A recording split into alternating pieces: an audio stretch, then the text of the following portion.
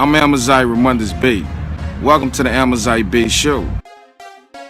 Welcome to the Amazight Bey Show, y'all. Come and get some knowledge about your birthright, y'all. Open up your mind, let it take flight. I guarantee we'll have you sitting right, y'all.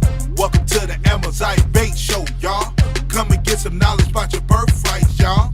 Open up your mind, let it take flight. I guarantee we'll have you sitting right, y'all.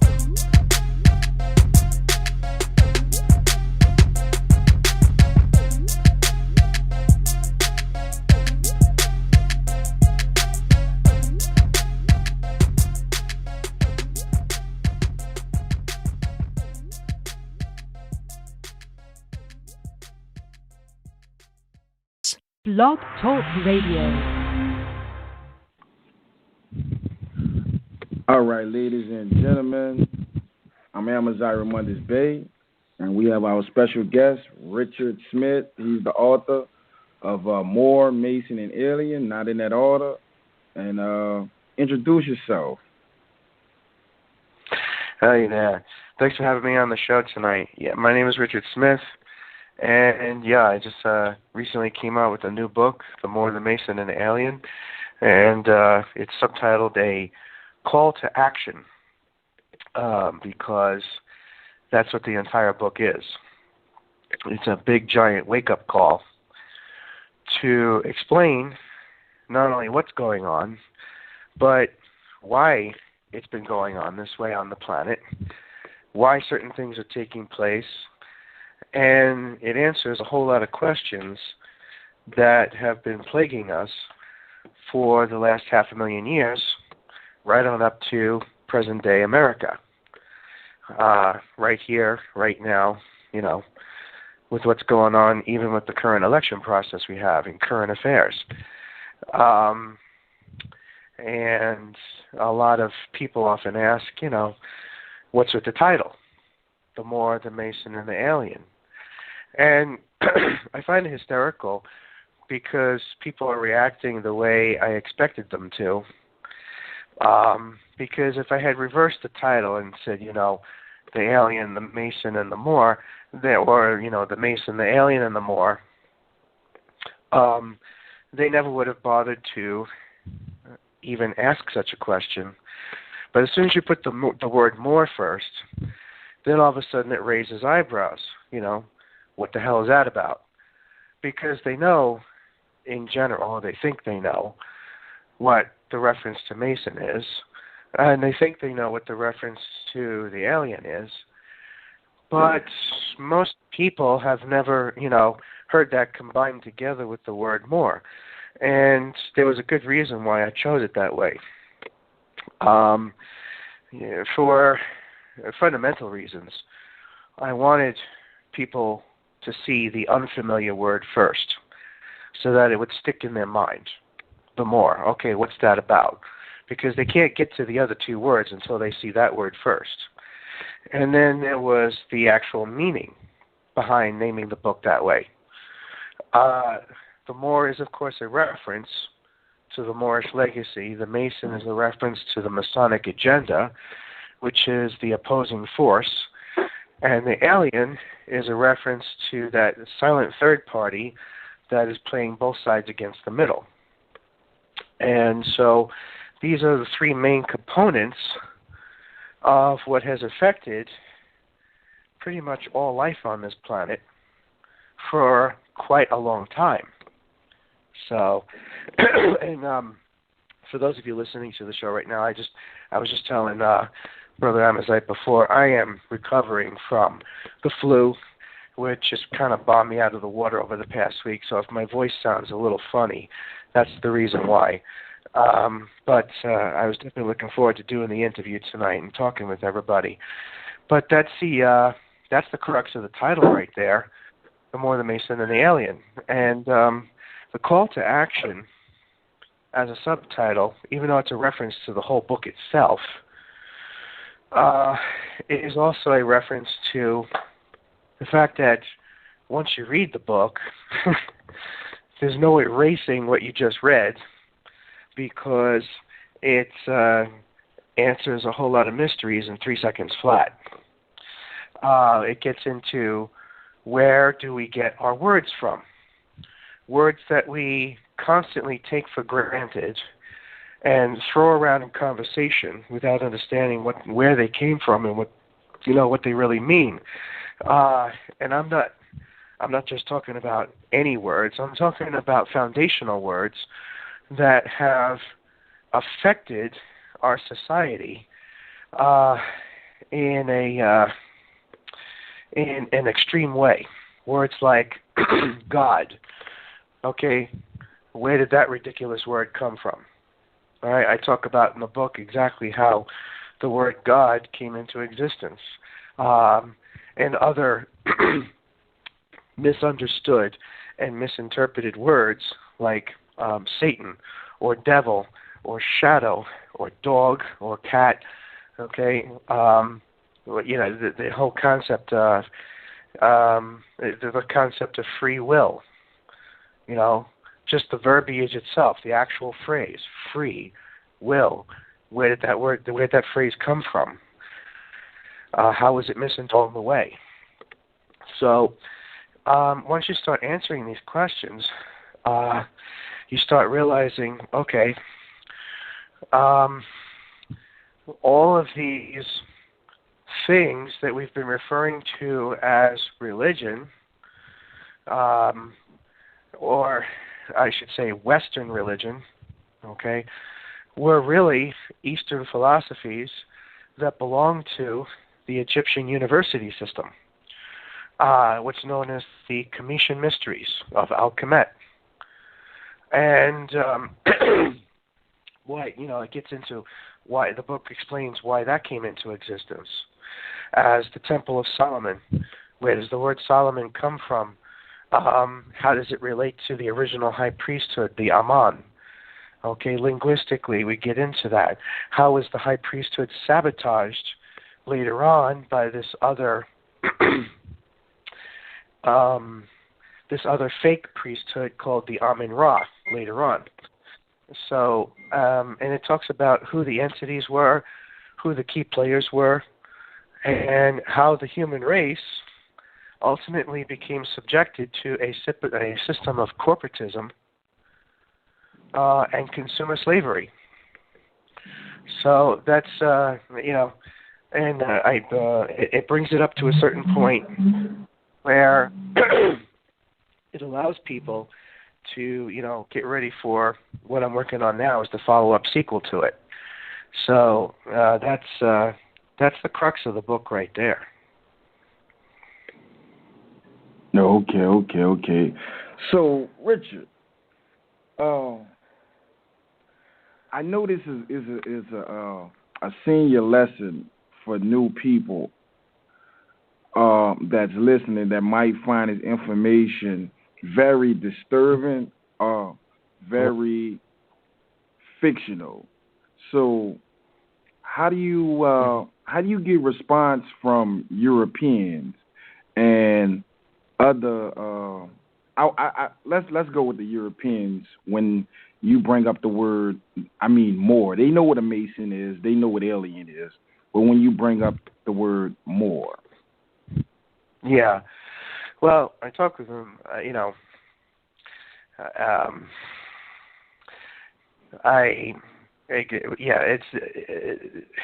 There's a lot of. It's a good question. I just lost my train of thought on that one, but I had a interesting reaction in, of all places, Memphis, Tennessee.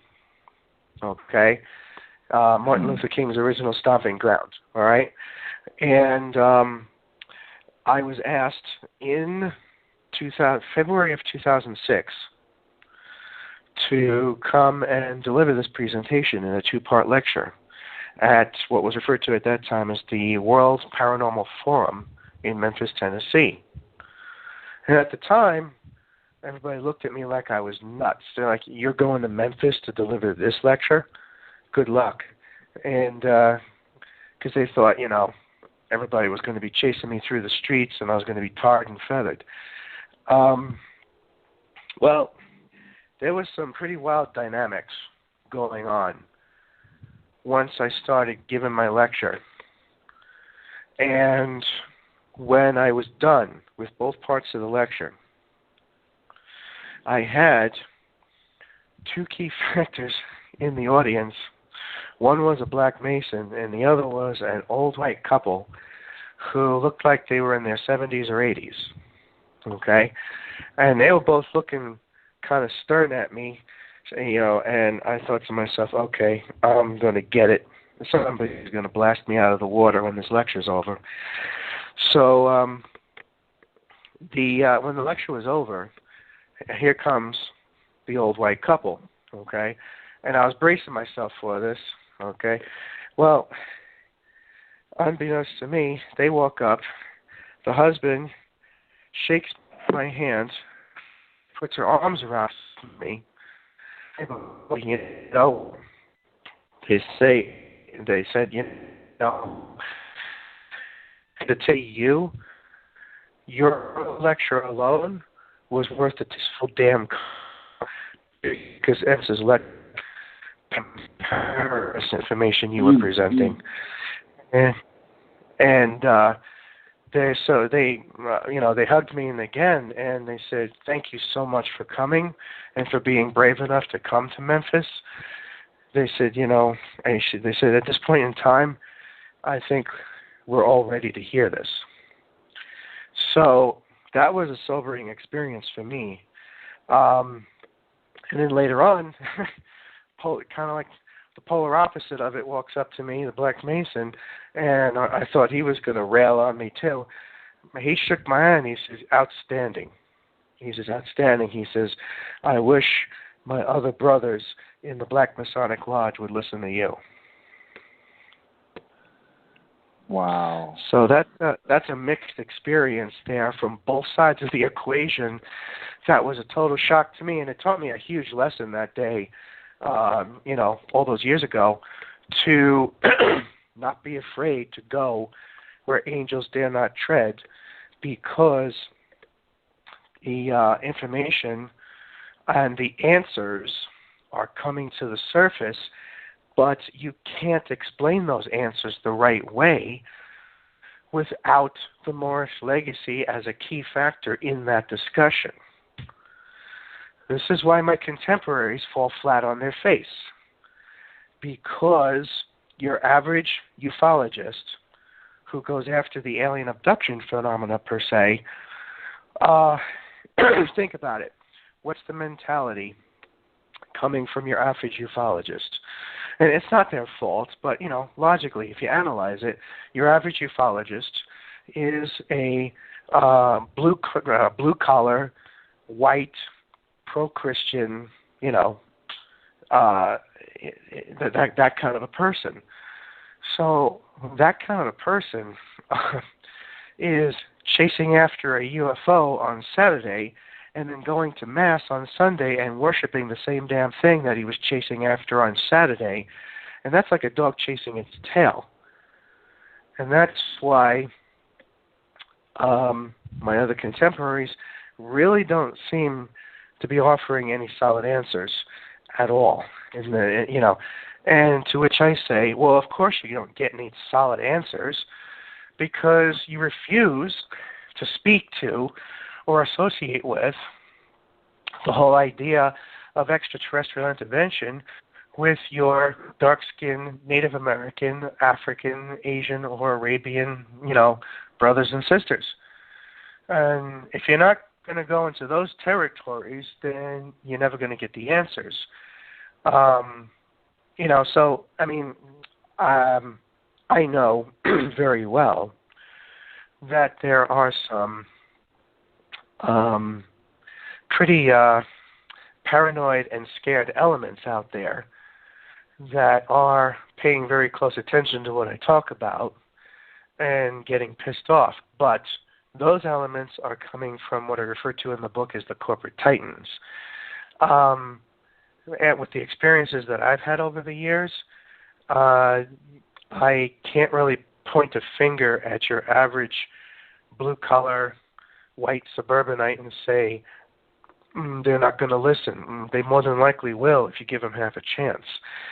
But it's a case of also explaining it to them the right way, so that they can ingest it and then take it back home and then, figure it out on their own. When I get into that part of the discussion about how the pale skin came into existence, I make damn sure that comes later on in the discussion, so that I've already set them up with the key factors, so that when we move into that controversial and dangerous territory of explaining how the pale skin came into existence, that it's an easier blow, but it's also a light that goes off in their heads. Because your enlightened European, your enlightened pale skin, is going to have no choice but to say, that's why white people have such a huge problem with this, that, or the other thing. Think about it. You got to come to terms with the fact at some point that no black man, Native American, Asian, or nobody of color and hue invented an atomic bomb. Nobody of color and hue invented the concept of germ warfare or biological warfare or chemical warfare. These are all constructs of a white, pale-skinned elite in corporate America. And we are at a point in our society where your average white European and your average white American can separate themselves from that corporate elite and realize, yes, this is the problem. Wow. Most listeners, they gotta they have to swallow that, and this is a new paradigm to these people. So, we as Moors, we are very active. On this side, and you're active on that side. Actually, you're active along with us, and I commend you. But if you could talk to these people right quick before we got an hour, so we have time. If you can talk to a Moor, if you had an opportunity to talk to unconscious Moor, and because right now what's going on, it's always been going on. You talk about Noble Jew Ali and the Moorish Divine National Movement, and our brothers right now are probably just waking up to that Christendom and dogma is basically been controlling their life, and they just what is a Moor? And we try to educate our people in etymology and stuff, and they really don't get that nationality is very important, especially when we talk about ancient law, universal law, and basically we talking about the rule of society in this universe by the blood. So, how could you, elaborate on that where they can understand that, they are bigger than what they are, and actually everybody on the planet either is amalgamated more or more, basically, Yes. Well, what? I always take the perspective that if you can do it with white people who have never been awakened, you can do it with anybody. Because if there's anybody who is kind of dense on this planet, it's your white American. But when it comes to people of color and hue, the sun-kissed people of Earth, who are not awake to this yet on that side of the equation, I would gladly sit down and have a conversation with them about the fundamentals of how important they are in the grand scheme of things, because I've noticed that I would challenge them with this. I would say, if I was 7 shades darker, would you listen to me then? And then they would have to think about that. And their answer would probably be no. And then I would challenge them one step further. I said, okay, so I'm white, and you're going to listen to me now. Why? And that's how we would start off that conversation, because that would force them into the psychological side of it, because it's all about psychological warfare against the human being, to understand why their immediate knee-jerk reaction is to not listen to someone who looks just like them. But, you know, why are you programmed at the social level to listen to the white guy? And once we start breaking those walls down, then we start explaining the fundamentals. And then I would say to them, I said, you know, didn't it ever occur to you? Why is the pale skin a small, tiny minority that is controlling the other 70 or 80% of the planet? Okay, how come I cannot point to one finger at a black, Hispanic, or Native American and call them a corporate titan? I can't call them a thug. I can't call them an enemy of the people. Okay? How come there's no such thing as a black Rothschild or a black Rockefeller or a black Sloan or a black Kettering? Okay? Why is all the power consumed under this elite core? And then once they start thinking about it, they'll be like, well, that's because of what came out of Europe. I said, yes, let's talk about what came out of Europe. Okay, so it's all about playing the psychological card, how to push those buttons and pull those triggers to get them to wake up in their mind and realize, oh, okay, these are the questions I haven't really been looking at. You know, why the hell are a small minority of people who look just like me controlling the other 80% of the planet? Okay, and why is Europe the only country on the planet that doesn't belong to the Asiatic nations? Think about it. Every other country, continent, Asiatic nation, they all, in some way, shape, or form, start with the letter A. With the exception of Europe. Okay? I mean, you know, once you start wondering, oh, how did Europe come into existence? That opens up a whole can of worms right there. And once you start establishing the ground rules, then you get into, well, what does that mean to the majority of the planet then? What about the rest of us? I said, yeah, what about the rest of you? Here's your history. Here's your Temple of Solomon. Here's your bloodline of the Christs. Here's your Star of David. Haven't you ever heard of these things? No? Okay. Well, guess what? Here's the reason why you've never heard of these things. So, yeah, it's just a case of using just some basic fundamental principles and getting them to that point where then they can dive into the nitty-gritty of natural law and civics and all that stuff there. Okay. I appreciate that. Now, we've been trying since 1913, Richard. And you have seen a lot of Moor's videos. I'm pretty sure nothing shocks you. But right. I was talking to a European last night and an Asiatic. And one guy told me he's an individualist.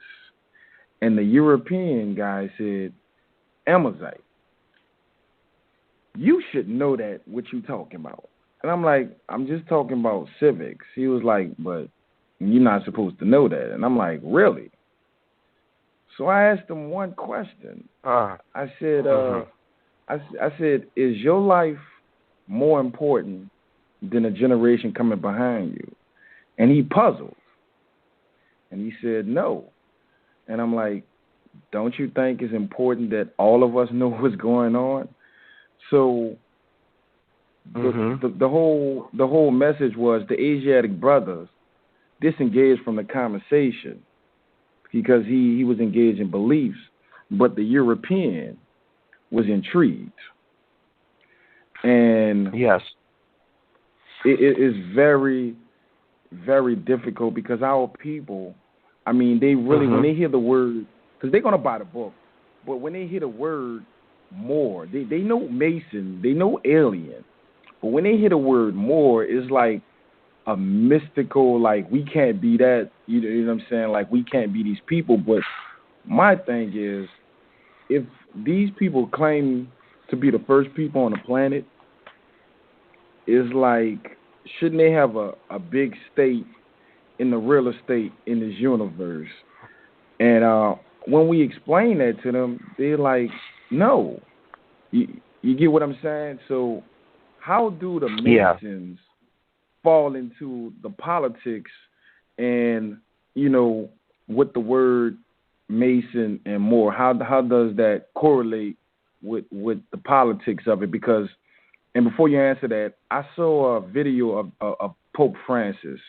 I'm not a big fan of this guy, but he was kissing a Moor feet. And I saw him kissing the Black Madonna also, because he too knows who we are. He actually knows, and yet they have a lot of history. So how did that correlate?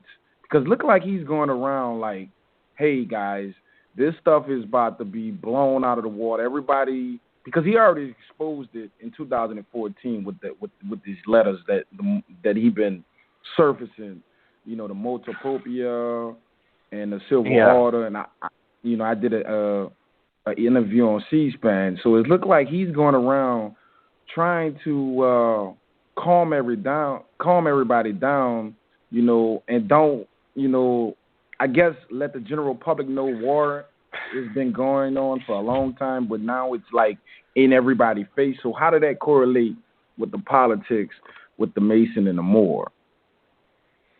Yeah, good question. I'm glad you brought that up there. First of all, when you, just in terms of current affairs, what you described with Pope Francis, when you see that kind of bravado going on, and I talked about this a couple weeks ago on Project Camelot TV as well,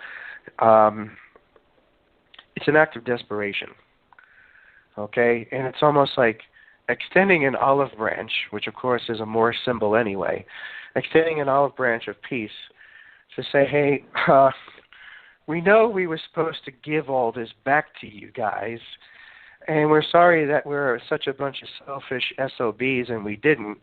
But unfortunately, we're trapped now, and we are controlled and manipulated by the enemy. Okay? So that's what the actions of Pope Francis represent. And the fact that he is bowing down and kissing the Moor's feet and so forth, and the Black Madonna, you know, as Bill Cosby would say, that's Grandma and Grandpa's way of trying to get back into heaven. So, as interesting as that is, I can see right through his actions, and his actions are shallow and are no better than the British Empire, the United Kingdom, giving Hong Kong as an olive branch back to China back in the 90s. Why did they do that? Because that was their way of saying, hey, we know the United States is going down the tubes. We know they're going to be face down in the gutter. This is their way of saying, hey, we want to be friends with you because we know China is going to be the new economic power on the planet. So when you know what's going on in the backdrop there, all these actions start to make sense. It's an act of the schoolyard bully being backed into a corner because all the kids in the schoolyard banded together and they got wise, and now the schoolyard bully realizes, oh, my masters are not going to be here to protect me. I'm on my own. I'm screwed. So as far as the, and that takes us right into the politics of your other question there, the Masonic issue in relation to the Moorish legacy. I mean, its proper terminology would be white Freemasonry, okay? And of course, subordinate to that is black Masons and female Masons who take their marching orders from their white masters, while being brainwashed with the idea that they are equal to their white masters, which is a joke and a half. Okay, because there is there is no such thing as a there's no such thing as a 33-degree Mason that's black. That will never happen. Because, and I always put this out there, because people always like to try and challenge that. It's like, listen to what I'm saying.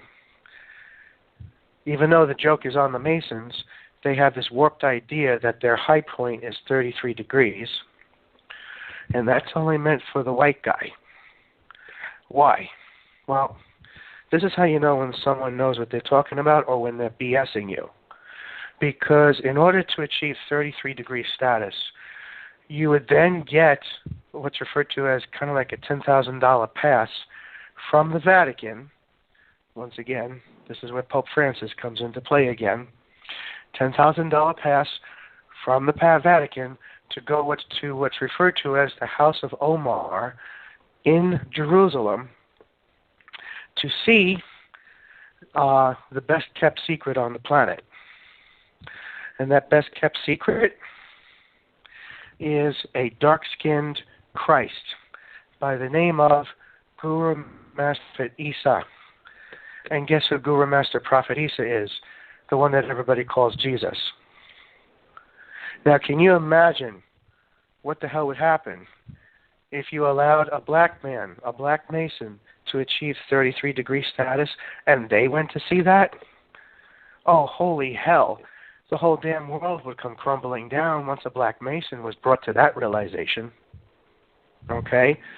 You can't get a Prince Hall Mason to comprehend that. You get a black Mason of any kind, whether it's in a Prince Hall Lodge or mixed in with the Illuminati white Masons, you can't get a black man in a Masonic lodge to comprehend that because they're not allowed to see it. So the politics is the black and female Masons are used as lackeys, middle management, to do the dirty work of upper management, which is the white Illuminati Freemasons. And they're the ones that keep that dirty little secret that every black man that has been brainwashed with the idea that Jesus was white and pure and ivory-skinned, okay? Well, that's just a complete damn sham. And this is another reason why Pope Francis would be kissing the feet of the Moors, because he knows the Moors know that secret. Why do the Moors know that secret and the Black Masons don't? Very simple. The Moors wear a fez, and the fez can spiral around 360 degrees. It's not stunted by this idiotic 33-degree status. Okay? They know all these things, and that's why when they go to these conferences, I don't know what kind of a conference you'd go to where Moors and Masons would meet each other, but when they go to these occult conferences, you got to figure they'd probably be meeting up with each other there, and the Moors will intentionally walk into those conferences with their red fez and the tassel held at the 33-degree mark just to stick it in the face of the white Masons and the black Masons to say, hey, our fez can go around a full circle. We are highly evolved, well past your stunted 33-degree status.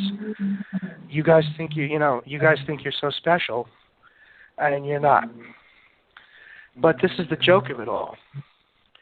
And in those politics, the idea is that if you want to be equal, and this sort of goes back to another question you asked earlier, how would I talk to a Moor that's not been awakened yet? I would talk to them about equality, because here's the next big whammy. Your average person or your black Mason, or anyone who is 7 shades darker, who is not in the know, is sucker punched with this mentality that in order to be equal, you have to be me. You have to be the white Anglo-Saxon heterosexual male. And if you're not, then you are the enemy. And therefore you are nothing. But here's the ultimate joke. Why was equality invented in the first place? Because heaven knows it has nothing to do with civil rights. These things couldn't be more different than night and day. Civil rights says you have the rights and the freedoms to pursue your dreams as long as you're not hurting anybody else. Have a nice day. Don't let the door hit you in the ass on the way out. It's a very lackluster thing. There's nothing romantic about it. It is what it is. It's just plain old black and white. But along comes this other romantic abortion called equality that messes up the whole damn thing.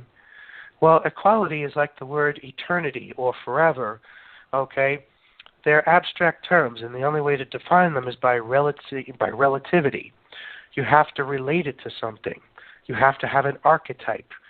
Well, I am the archetype of equality. If you don't look like me, talk like me, have my gender or sexual orientation, then you are the enemy. Plain and simple.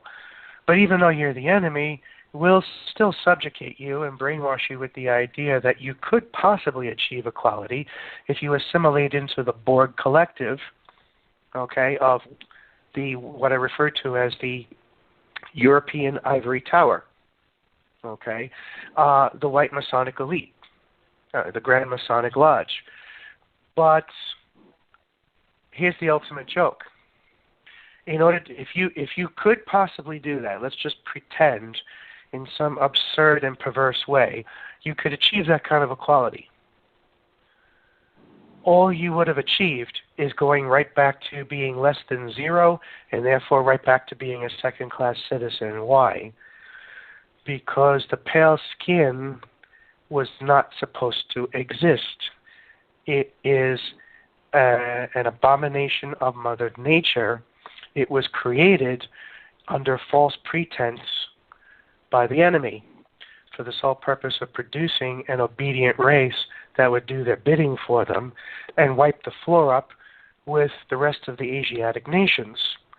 Henceforth, Native American genocide for 500 years, 400 years of African Moafa, the Chinese open door policy, a 3-pronged military campaign to basically destroy the family of man, the people of color and hue, which, might I add, worked very well, unfortunately, and was highly successful.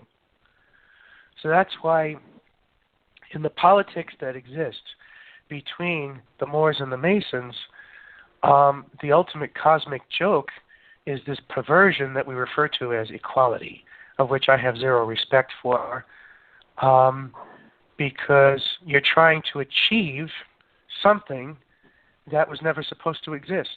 And the Moors, they know this, okay? They know that civil rights is one thing, equality is another.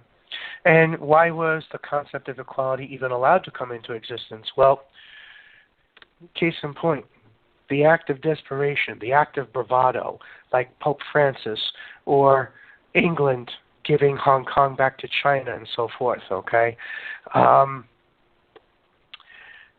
Long ago, it was realized that eventually, people like me were going to come along and start exposing this stuff in a big way. And there would be no way of reversing that process.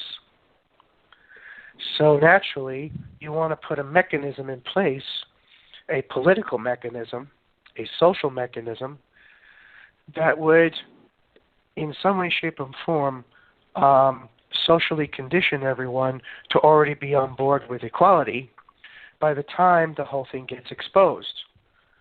Because the idea would be, well, if this ever comes to light, our white, when I say our, I'm speaking, I'm talking like the bad guys, all right?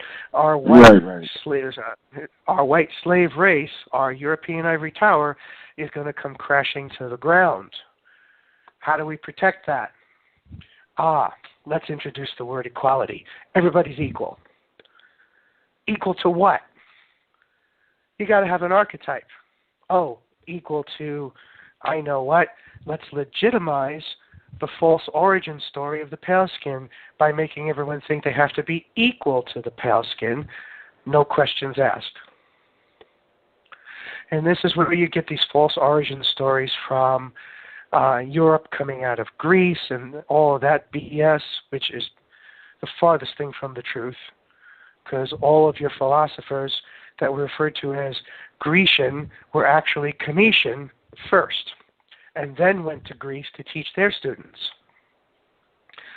So it's a way of reinventing a false origin story so that nobody asks any questions, and everybody is brainwashed with the idea that they have to be equal to the freak show that was never supposed to exist in the first place, so that when this all comes crashing down, no one goes hunting down the pale-skinned slave race, and starts killing them off left and right. Granted, it's a very selfish motive behind it, okay? But at this point in time, I think it's fair to say that people are getting on board with the idea that equality, just unto itself, just academically, was always a joke anyway. I mean, if we're all equal, then where did Malcolm X and Martin Luther King come from? Where did Medgar Evers come from? Where did Noble Drew Ali and the rest of the Christs come from? If we're all equal, then you have to be equal to the lowest common denominator, and that's just not true, because some of us are just simply better than the rest, and we always will be. There's no denying that. Okay, and those people that are better, those people that are better than the rest are the ones who are so humble that they'll never admit to it. Right. All right. Now look at this, Richard. We're gonna take a quick break, man. We're gonna let you get you some juice or something right quick, and then I'm gonna come back and okay. do a quick question, and then we're gonna open up the line. I know Cujo and the rest of the people is dying just to grab at you and ask you some good questions, man. But I appreciate it. Awesome. And when we come back from the commercial, I'll just ask you a quick question and let everybody know where they can get your book and your website and all that. So we gonna play some more. Okay. We'll be right back. It's gonna be a quick little break. Okay, no problem. All right.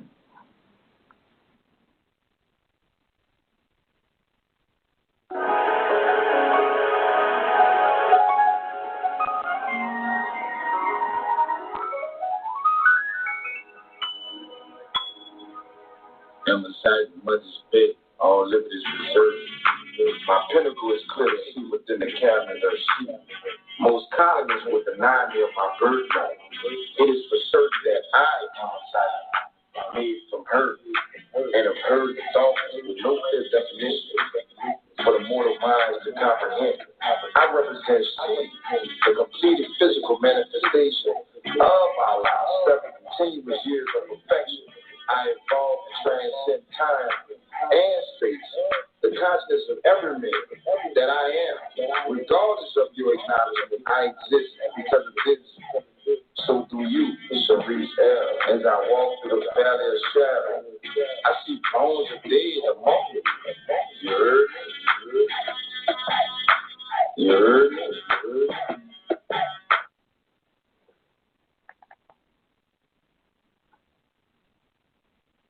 I fear no evil as I rise to my sun. Ra shall always protect me. My shield, my light always go with me. Thereof I am untouched by the unworthy, for they know of me and are not prepared. I am fortunate to be one of these. Higher self, mastering lower self. This is a battle to complete. Don't accept defeat. You heard? The truth is out there for you, boys.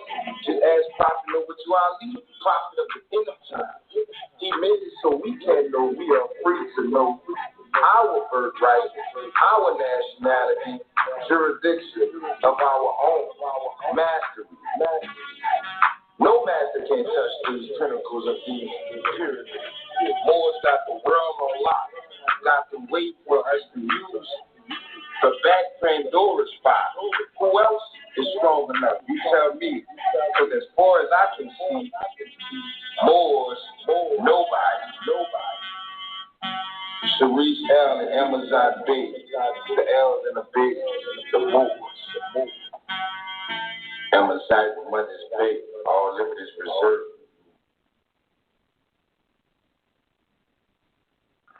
All praise due to Allah.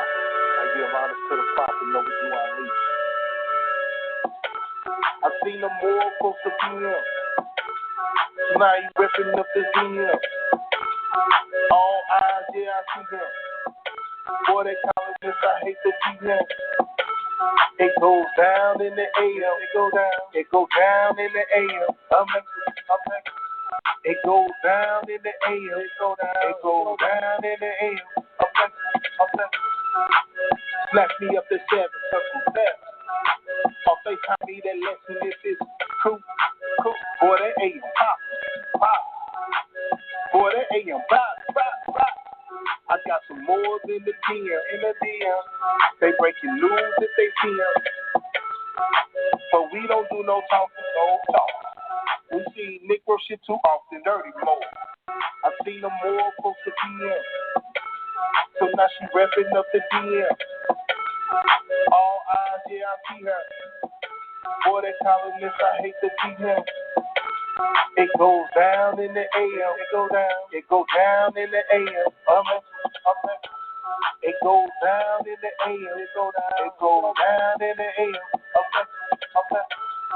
Don't you hate when you get pulled over? There's jurisdiction ain't for everybody. I love the law. Addicted to it, I know I am. Better recognize your vast state. Cause that European ain't gon' wait. You Ali came and told you that. Nationality is the key, man. I seen them more close to PM. Now you ripping up the DM. All eyes, yeah, I see them. Boy, they calling this, I hate to see him. It goes down in the AM. It goes. All right. We back. And I appreciate everybody that called in. And we're gonna get right back at it. All right. Hope you got your juice, Richard. Are you there? Yeah, I'm good. All right. Let me before I'm gonna ask you this question, and right before you answer that question, right quick, we got 35 minutes left. After I ask the question, just tell everybody where they can pick up the book, where they get your information. I know it's UFO. Teacher.com, but any other links that I forgot, I didn't post it. I had a technical difficulty. I had to create a whole nother show. And my last question is the alien. So the alien Mason and the Moor, and how do that fit into this? And is it just 20% of the world basically trying to wake up 80%? And is there an unknown factor of galactic people on the earth, around the earth, or whatever, people that just want to do good, that want to help, but it's basically like, if you won't help yourself, we can't intervene, basically. Because what we dealing with is add up knowledge. You know what I'm saying? So the most average person gonna be like, whatever, whatever. But as you can see, that active Moors, we put out this information along with yourself, and they really don't get it. Like, we stay on the planet. They don't really know the politics of the universe. They don't know that this is the ruling planet. They don't really know that they're royal. They think Moor is a religion. They don't really know it's a bloodline, and the universe knows. I'm talking about the universe knows who's the true possessors of this and who's the righteous people, and they really know, like, that we're compassionate, we rule, but we don't destroy. You know what I'm saying? We uplift fallen humanity. So we got 33 minutes in, and just give the people information and best you can answer that question. And forgive me for rambling. And then we'll take questions. We 33 minutes in, and I know y'all ready. Okay. But here it goes. Yeah. That's one heck of a question there. But a good one. As far as that, finding me, my main website is ufoteacher.com, all one word, UFO Teacher. When you enter the site, you'll see the book link at the top there. If they want to find the book, they can just go to book.ufoteacher.com. If they want my bio and how to contact me for speaking engagement or anything like that, they can go to about.ufoteacher.com, where my profile and bio is. But it's all at the main website. You can't miss it. And as far as that loaded question you just asked there, that's a huge part of the book there. And I noticed the Moorish people, you're right, they don't seem to realize that the whole, and I, in the book too, I give an equal amount of attention to explaining and breaking down certain constructs in the Moorish legacy piece by piece, because I wanted people to get a good and honest and real flavor for what the Moorish legacy meant, where it came from, why it came into existence with regard to the extraterrestrial element, okay? And that it's not something subjected to the finite view of religion, okay? It's something that represents the grand scheme of things in terms of the entire solar system that we exist in. In esoteric literature of any kind, when you see the word kingdom, it is referring to a solar system. When you see the phrase mansion or mansions in heaven, it's talking about alternate realities, parallel dimensions, but it's also talking about motherships, okay? So you got to know how to translate the verbiage here, because remember, some of this stuff was written long ago with a vocabulary that was very stunted. So naturally, they're going to use, more provincial terms to try and describe things they were seeing up in the sky. But the thing is, there's plenty of documentation of how ancient tribes and the ancients themselves from 5,000 to 10,000 years ago already knew about the structure of the solar system and who the key players were, okay? So the extraterrestrial element, it comes down to two basic principles in relation to the Moorish legacy and the Masonic agenda, okay? Those two basic principles are this, and this is really all you need to know, and always keep this in the back of your mind, no matter what you read, no matter what you learn, always keep these two things in mind: flesh and bone versus wood and stone. That's what it comes down to. Now, what do we mean by that? Flesh and bone is a reference to benevolent factions in the galactic community who have a vested interest in the health and well-being of the human experiment on this planet, the human being, okay, and its ecological equilibrium with Mother Earth, the planet. It's also an investment in the spiritual development of the human being, too. which is where the Temple of Solomon and the Moorish legacy comes into play, with the Star of David and the bloodline of the Christs. Because each and every Christ that comes along is known as a master architect. And that master, and this is how we get this totally skewed and idiotic word, carpenter, for one of the Christs, which is totally off base. Okay? The fact of the matter is Jesus and Buddha and Muhammad, Noble Drew Ali, Abraham, and the rest of them, they were master architects. Okay? That means each one of them came and built another wing onto the Temple of Solomon. Okay? So a major Christ is a master architect, and they work in conjunction with the concept of flesh and bone, which stands in sharp opposition to the other side of the equation, which is wood and stone. Now, wood and stone is a reference to those malevolent factions in the galactic community that have a vested interest in the tradable commodities that the human being lives on, and therefore they don't see the human being as a human being. They see the human being as chattel attached to the land. Now, it is from the word chattel, which is a legal real estate term, that we get the mispronunciation cattle.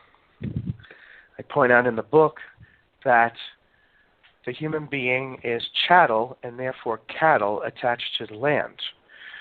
Goes a long way to explaining why a black man got labeled as 3/5 of the person in the original Constitution, because they were already seen as chattel and therefore cattle. Okay?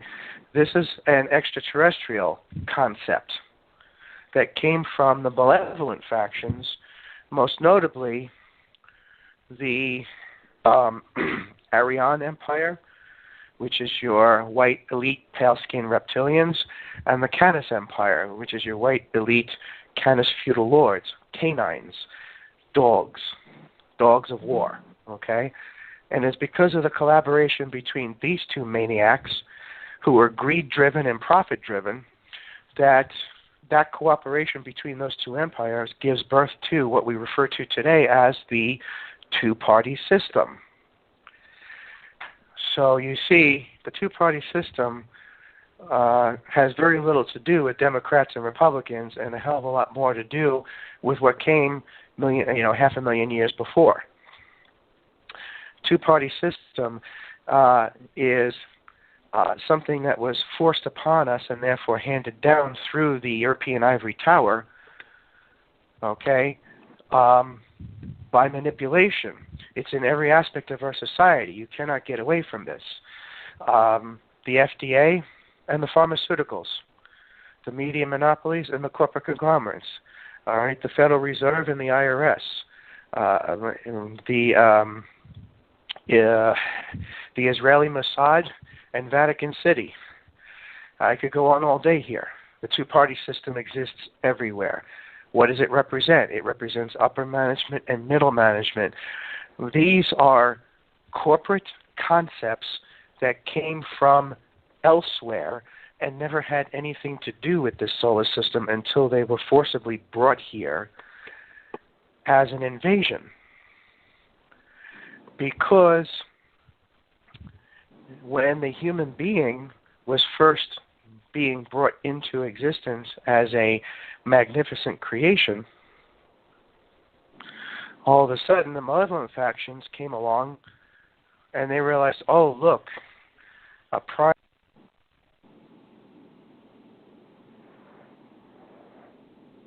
Okay. We lost Richard. So we're going to wait for him to call back. We're going to open up the line. This kind of happens. So, Richard, we'll wait for you to call back. This kind of happens all the time. Active Moors, we deal with this type of stuff all the time, so we lost him. Hopefully he'll call back. Let me see if that's Richard. Yeah, I'm back here. Sorry about that. All of a sudden, I saw myself drop out. Yeah, but just in a nutshell, with that grand creation came this vicious jealousy factor of, well, why are they being elevated like that when we could use them as slaves? And this is when that patriarchal invasion of the planet, Mother Earth, and the entire solar system took over. Everything is run on the principle of feudalism, which is just, capitalism without a really good marketing campaign. There's no difference between capitalism and feudalism. They're the same animal. All right? And so in every kingdom, solar system, there's always going to be one planet that's seen as the throne of power that holds sway over all the other chunks of real estate, which we refer to romantically as planets. So that's another realization, too, is we can still see them as planets, but we need to expand that definition now and see them as each planet represents a chunk of real estate. Okay? And, of course, Mother Earth is the throne of power in this solar kingdom, this solar system. Goes a long way to explaining why everybody is so damn interested in coming here in either studying us or doing things to us, okay? And this is how the what's referred to as the alien abduction phenomena came into existence.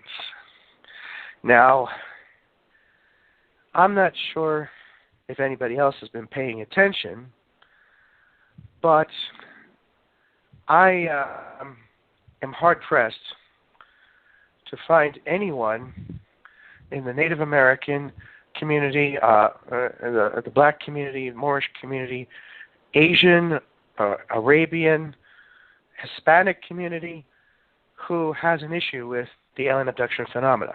In fact, the only ones I see talking about it is white America and white Europeans. They seem to be the only ones that have a problem with this. And you can't use the Betty and Barney Hill case because the infamous Betty and Barney Hill case with the mixed marriage, he's black, she's white, because when you look close at the facts, they were more interested in her and had very little interest in him. He was just there as an attachment, so naturally they're going to have a curiosity, but it's more so a hands-off policy. Okay? You are not allowed to touch the family of man. That's off limits. You're not allowed to touch the people of color and hue. So that's why the pale skin was created. And then when they, by these very same entities that we refer to as the Greys, which are ashy, pale-skinned cybernetic organisms themselves, who are programmed to work against the Temple of Solomon, against the Moorish legacy, against the bloodline of the Christs. Why? Because that side of the equation holds something that drives them absolutely friggin' insane. And that is known very simply as the gene for passion. Gene for passion was handed down to us by our benevolent factions, most notably the Ankyls, which are an extraterrestrial race of beings that are highly evolved. And I explain in the book, but just short explanation. Yeah, go ahead. I hate to stop you, but we like 19 minutes in. Oh, okay, you yeah. Wanna well, check listen, this guy you out, can read the rest. Yeah. Yeah, I'm gonna open up the line for some quick questions. I want to let the people but y'all, if you want to know more about this topics, you want to go get the book and you want to talk to some good Europeans. I'm going to say active Europeans and active Moors, basically. You're not going to hear this information from nobody else. And the information is out there. We're not hiding it. It's everywhere. It's like literally everywhere. So we're going to open up the line and take some quick questions. We got 19 minutes to the end of the show. So I open up the line for the first caller. Start with area code 416. Oh, you there, caller? Islam. Peace and love. What's good, Moor? Oh man, just being active more, man. I appreciate you for coming in. You got a question for Richard? Well, first of all, this is Brother Cujo from Canaan Land, and hey, Brother Cujo, good to see you here. Awesome. Yeah. I just wanted to let you know that we got the box, we got the books, and we've been doing our best to get the word out on people supporting the great work that you put in that book. Thank you. One thing I wanted to ask you about, if you could talk briefly about the impact that finding out about Noble Drew Ali had on your research, because when we check your work, Peter Moon's work, there's a lot of reference to this little man that nobody talks about. So if you can just speak on Noble Drew Ali and what.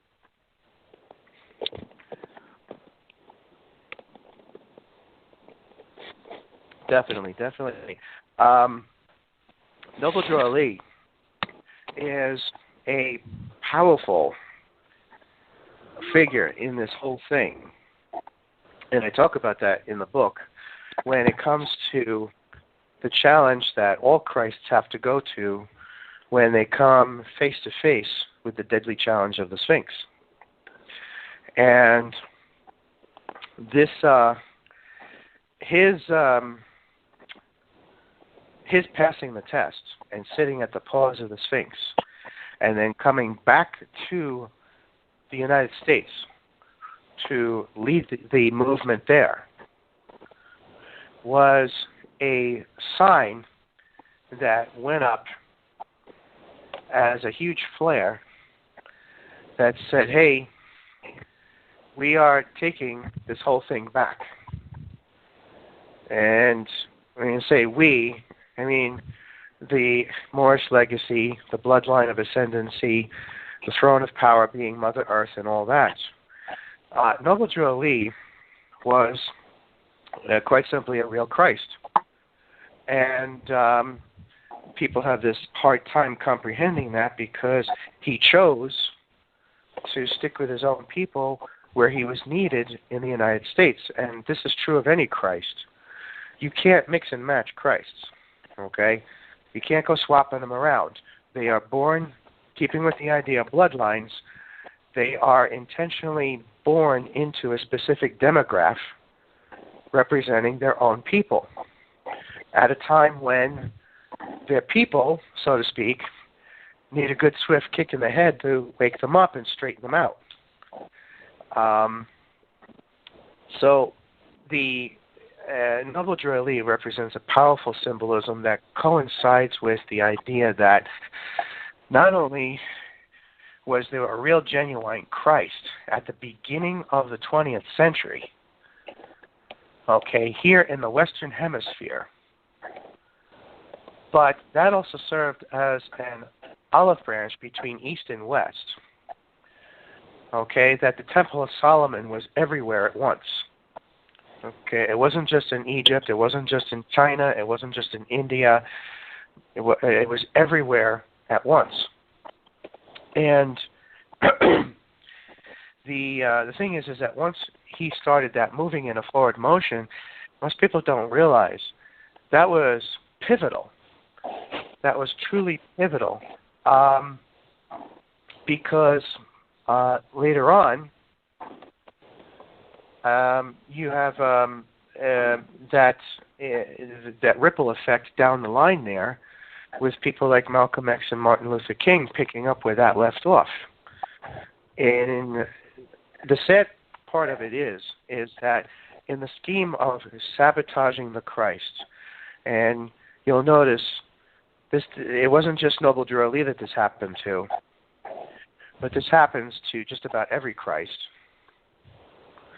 the bad guys are always going to try and rape and pillage your history. They're always going to try and rape and pillage the Moorish legacy to try and justify their own false existence. So naturally, Noble Drew Ali, the academic reports at the time point out that he was hunted down and brutally beaten by a gang of cops, which I find very disagreeable and makes no sense at all, because Christs are of royalty, and it is understood in the scheme of things that Christs are to remain untouchable. You are not supposed to go near them, as far as the bad guys go, okay? You're not supposed to be hunting them down. You're not supposed to be beating them to death in the streets. So the truth of the matter is, this is the part of the story that nobody bothered to entertain, is that he had achieved such a high status in terms of mysticism in his own spiritual evolution that he achieved what the Buddhist monks would refer to as mind over matter.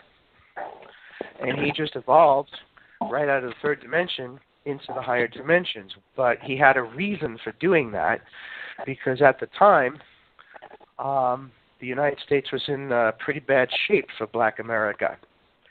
And you got to remember, they were just crawling out of that ridiculous and pathetic excuse that they referred to as the Reconstruction era of the late 1800s. And by the time the 1920s come along, everything was pretty bad. Everybody was bitter, nasty, hopeless, okay? It was sweltering. You could cut it with a knife, it was so bad.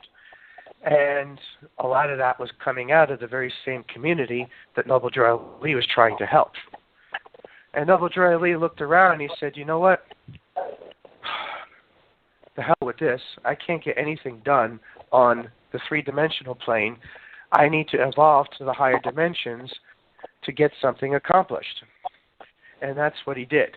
And by doing so, you can then look at the long stretch of what happened over the last 100 years, and you'll see his finger touching everything that has come along, okay, so far, from him evolving to the higher dimension at that point as a master architect. And everything that has come to this point, which may very well include somebody like me writing the book, The Moor, the Mason, and the Alien, has all been because he evolved out of the third dimension. So he has had a huge, he represents a huge staple on the last 100 years. And that's the significance of him as a Christ. Islam. Appreciate that. And thank you for all the work that you're doing to help us in uplifting fallen humanity. Thank you for being on here with me. Much appreciated. Islam, Noble. Thank you. I appreciate it. We're going to go to the next caller. The next caller, starting with area code 505. Where you calling from? What's your appellation? What's your question? No, I'm sorry. Area code 443. I'm sorry. Hello. How you doing? Islam, Amazight. Islam, Richard. I am Hassan Ghazi El Bey at Northwest of Mexham. How's the family? Islam, all is well. We have 10 minutes left in the show. Absolutely. I just wanted to send out my energy and my love. Just say I definitely appreciate this broadcast. And I appreciate you, Richard, for what you're doing, as Brother Cujo had said, and helping to uplift fallen humanity, because it further lets me know that I'm on the right path when there's brothers like you actually resonating this information and backing up the prophet, and I truly appreciate it personally. And keep up the great work, gentlemen. Thank you so much. Thank you, brothers. Peace and love. Thank you. Peace and love. You. Thank Wonderful. you. Well,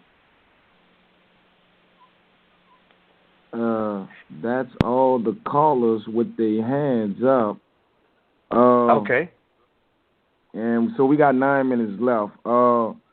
If you can, I want to thank you first of all for coming on the show. I would love to have you back for a part 2. I know you're sick, and we're running out of time, man. I would love for you to come back on the show to do a part 2 because, I mean, we got a lot of people online actually, and they're listening. Okay. And this is just great. I know you have a busy schedule, but I don't think the general public really got what you just said. Like, you just told the general public that Prophet Noble Drew Ali was actually a prophet in the modern days as the equivalent of Yahshua, what they call Jesus. Right. They don't really get that's what you're saying. They really don't get that. Okay. So 8 minutes. Well, if you can, the best way you can put it, and what did he really? I mean, because this is the Moor's Divine National Movement, and he did bring birthright and nationality and national principles. So they don't really think, they think it's religious, not divine. So about 8 minutes in, if you could just, you have the rest of the flow. Okay. Well, I would challenge anyone to tell me how he defeated the Sphinx if he's not a real Christ. There is only one type of person that can do that, and that is a genuine Christ. Okay?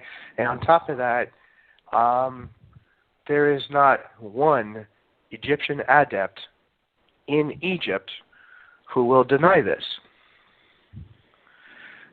Those Egyptian adepts were waiting for him on the docks before he even got there, and he sent no letter of introduction. He sent no warning that he was coming. Basically, it was he had the vision, jumped on a boat, went across the ocean, bam, Egypt, they were there waiting for him. They knew he was coming. Okay? That does not happen if it's just religion. That happens when it's truly spiritual and of the Star of David and of the Temple of Solomon, if you are a master architect. Okay? And if you just take a good long look at all the key events that have played out in the United States over the past 100 years, I would have a hard time denying that his fingerprint wasn't touching each one of those from the spiritual realm. Okay? And, of course, this goes a long way to explaining why there's been a lot of violence in retaliation against that over the past 100 years. Okay? The death of Medgar Evers, the death of Martin Luther King and Malcolm X at such a young age. Okay? These were all fingerprints of Noble Drew Ali, all footprints in the sand left by him. And the Masonic agenda knew that. And they went after them because they knew what they represented. All right, and I get into more detail about that in the book there with regard to what I refer to as the 80-20 scenario. All right, and why why, as long as only 20% of you are listening to me, I'm allowed to keep my head attached to my shoulders, so to speak. All right. Mm-hmm. So as long as when we start heading, they don't realize that they really think this is a game. They really, yeah, exactly. And no, it's a serious issue about inheritance and legacy and ascendancy and bloodlines, and most notably that what I refer to in the book as the ancient vendetta. The ancient vendetta to wipe the floor up with the family of man. Why? Because the family man possesses the gene for passion. And when the gene for passion was funneled through the Temple of Solomon, it came out the other side as the passion of the Christ. Noble Drew Ali was well aware of where the passion of the Christ came from. It was no mystery to him. Okay? And that's why, knowing this, when you go back and you look at all the things that he talked about, everything he talked about was about inheritance of the land, the law of the land, okay, natural law. He's talking about all these things about the people of color and hue, the sun-kissed people of earth. He was trying to get people on board with that, and some people actually did listen, but others didn't. And that's when he ascended to the higher realms. But when you ascend like that, Mother Nature abhors having a void. And when the void that was left behind when he ascended was just enough to allow the powers of darkness to move in for the kill at that point, and they took the entire legacy that he left behind and stole it and ended up handing it off to, unfortunately, certain other black Masonic lodges that warped it and perverted it until somebody like Malcolm X came along and woke up to it and said, this is wrong what you're doing. I am not going to work with you anymore. I'm going off on my own. Okay?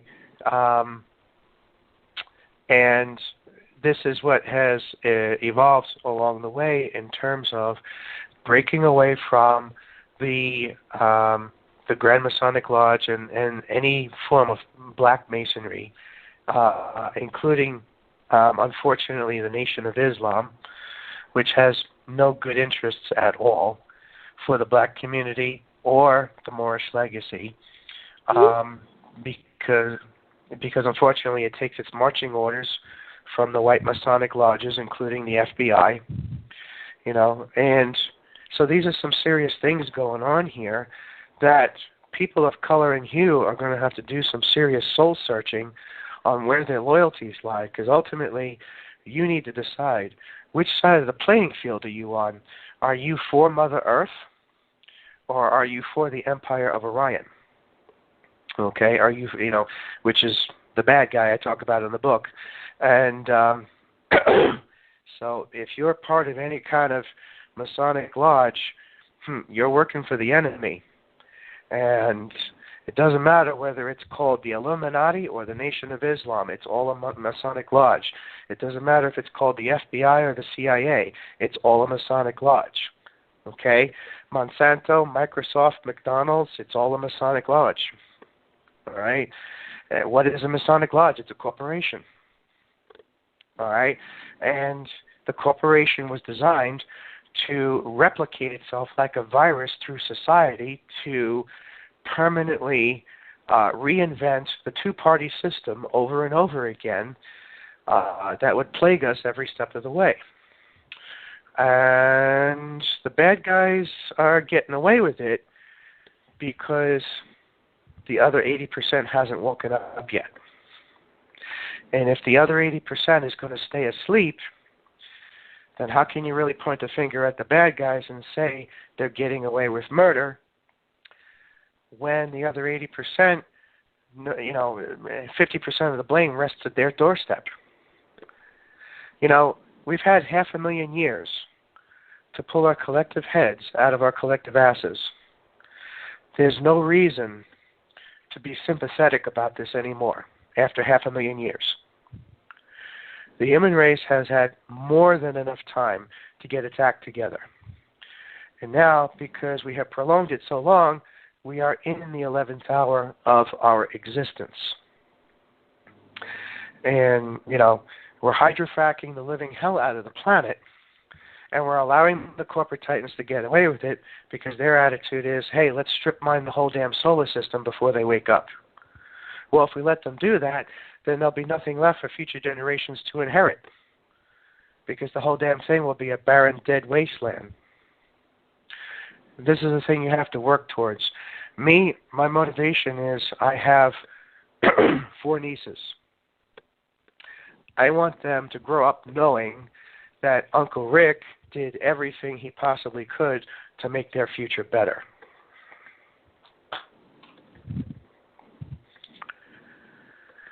Wow. And that's what it. We lost the internet feed, but we still live with the phone line. That's what we try to instill. Like I ask people, like, you know, the guy, you know, the Asiatic and the European, you know, that's why I asked them, like, you don't love nobody on the planet, like the generation this generation that we was brought up in.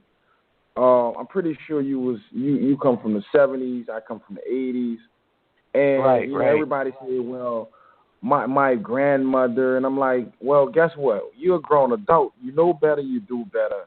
You follow what I'm saying? And, you know, Noble Joe Ali did say that the 3rd and 4th generation would be here, and he also said, Europeans helping me, why not you? So the 3rd and 4th generation is the 70s and the 80s babies. You know? Yes. And, yeah, definitely. You know, definitely, you know, and for the simple fact is we got a generation that is very dumbed down. Like, literally, they don't really know. Like when I try to reach a brother, I ask him, if I can't convince him that he's not black, I don't go any further than that. You know, I'll ask him, I'm like, look, what color are you? He was like, well, I'm black. I'm like, black is a shade. You know, we go into the whole 9 yard, and I'm like, look, bro, I look like the tree. You know, I'm brown with black hair. You know what I'm saying? Do you look like that tire? Yeah, I look like that tire. Okay, bam. So it's like, you know what I'm saying? I mean, like, wow, you know, and the whole thing is, you know, we do videos. I'm actually in the street, you know. I got programs called Operation Free Rent. We teach about nationality, birthright, you know, the ETC, and I wanted to just open this platform, and I thank you for coming on, so people can see that we're everywhere. You know, we're spreading this knowledge, and not just Moors is saying the same thing. There's Europeans, there's Asiatics, there's other people, but we really doing this for our generation. I don't know whoever listening to this. We don't do this for likes. We don't do this for monetary gain, because we know, as he just stated, Richard stated earlier, that melon is the precious mineral on this planet. Actually, melon. Right. You know what I'm saying? They kill us. You know, they use the Europeans because they can't, you know, directly do it.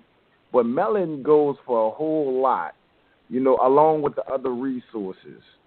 And if you call yourself property, you know what I'm saying, and you're not dealing with, you know, nationality, birthright, for one, your ancestors, and as he stated in the book, Richard stated in the book, the benevolent faction can't help you.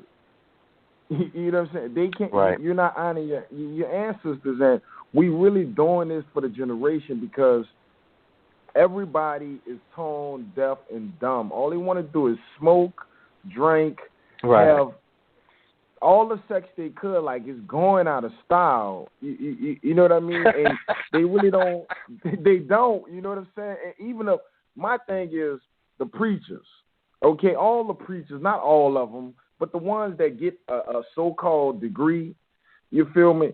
They know better, because they look at me crazy. And the whole thing is, if you so holy than thou and all of that, and you know, all these books talks about Moors, the Moabites, why are you still in the churches when it tells you in that Bible, it tells you that the nation and the how can I put it, the mission is in the street. So how can any religious leader says they about the uplifting of fallen humanity, because that's what they claim. That's what they claim. They preaching the word and all that. Why they not in the streets? Why they not in the community? And also, if I throw up Federal Reserve in the air, you know, because they say so-called the creator, God or whatever, got a bank account. They don't catch it if I throw it up in the air. So, you know, him and Susie, they going to the Bahamas, but I don't see these religious, so-called dogmatic, claiming to be religious people in the street teaching the people like you are, like yourself, and all the active Moors and all the active Europeans, because they believe it or not, they got a lot of active Europeans. Because I met one today, and she was like, she wanted to see basically how much I knew or whatever. She was like, yeah, the shrine is wet at and it's decorated. I'm like, they're wearing my crown. So she goes, yeah, that's a tabush. I'm like, oh, really? Yeah, it's a tabush. She was like, yeah, because my brother and all this. And then she was like, yeah, and she was like, yeah, the Moors wore that too. And I'm like, yeah, I'm a Moor. I'm a national Moor. So she goes, really? I'm like, yeah. Huh. So she breaks down, you know, she goes, this is a European. Now, this is a blonde-head, blue-eyed European. Yeah. And you know what she did? Right. The minute she was like, I can't have this conversation, she said, believe it or not, my uncle got everything, pictures about the Moors. And she hugged me, and she was like, I'm glad y'all are waking up. That's what she told me. And she probably listened to the show. You know what I'm saying? Right. Because she got the number. She was like, I'm glad that, you know what I'm saying, she was really excited. She was like, I never met a Moor. And I'm like, what do you mean? She was like, you know what I mean. I never met a Moor that knew he was Moor. Yes, and she was excited. She was excited, you know. So people get it twisted. There's dirty Europeans, there's dirty Moors, there's dirty Japanese, dirty, you know what I'm saying? Either you dirty or you're not. Which side you going to be? Right. Are you going to be with the light workers or are you going to be with the other side? Because, I mean, it can swing either way, but they already know we won. But the whole thing is everything is energy. And if you listen to mainstream media and you're not, because we're on a social media. Rich is on a social media. Active Moors is on a social media. It's just that the people, they about that image life. And Moors, active Moors, we about that birthright. We don't deal with, you know what I'm saying, because we already know what it you know what it is. And I just want the listeners to know when he said he's doing this for his niece, he's doing this for his niece and the nation that she has in her womb. That's really what who he doing that for. You know what I'm saying? And people got to look at the big picture. The big picture is bigger than us. You know what I'm saying? Yeah, we are Moor. Yeah, he acknowledged he's an amalgamated Moor. But, you know what I'm saying, it depends on what time period. He might have looked at like me back in the day. You never know how this thing really worked. But at the same time, yeah, we royal, yeah, we the sovereign, but at the same time, we got work to do. Because Noble Ali gave us a task, you feel me, Europeans and Moors, because he pleaded to everybody, every nation, actually. And he said, look, y'all got to uplift fallen humanity. Now, the nation come behind us, we have to give them that task, but this task is to uplift fallen humanity and enforce the supreme law of the land, which is really the planet, really the universe, actually. You know what I'm saying? It's really, they know the supreme law is this, whatever the law is on this planet is the law of this universe, which is this kingdom when you leave off the planet. They know what it is. Right. But, you know, we have freshman ears, so they might don't get it, you know.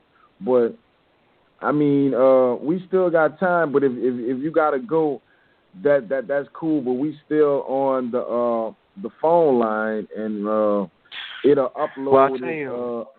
You know, but if you got to go. I'll leave you with one final note there. Because you bring up an interesting point there. People will, you know, I'll still get the reaction from some people where they look at me and they're like, but he's white. I don't get it. You know, they'll look at me like they're totally confused. And I will tell them, I said, look, it's very simple. I said, reincarnation is for the good guys. Immortality is for the bad guys. in terms of reincarnation, do you think I always looked like this? And then they get it, because there's a whole lot of pale skins, Europeans, who are coming back into this life looking like me, but that's not who they were in the previous life. And there's a reason why Mother Earth is playing that game on purpose, because she knows how to work the system. And she's watched the bad guys get away with it for long enough, and now she's using it against them. And kind of in a humorous manner, I tell people, when I was being reincarnated back into this life, in the 70s, I was told in no uncertain terms, you're not coming back as another black, Hispanic, or Native American. You're not coming back as another woman.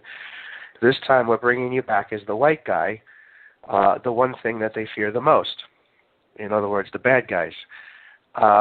Let's give them a taste of their own medicine and give them a run for their money.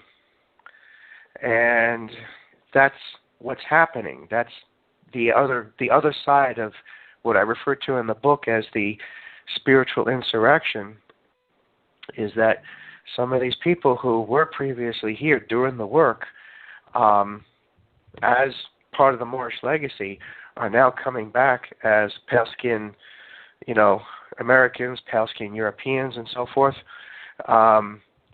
to challenge the system and say, hey, you've gotten away with raping and molesting a woman. You've gotten away with lynching a black man, or killing off a Hispanic, or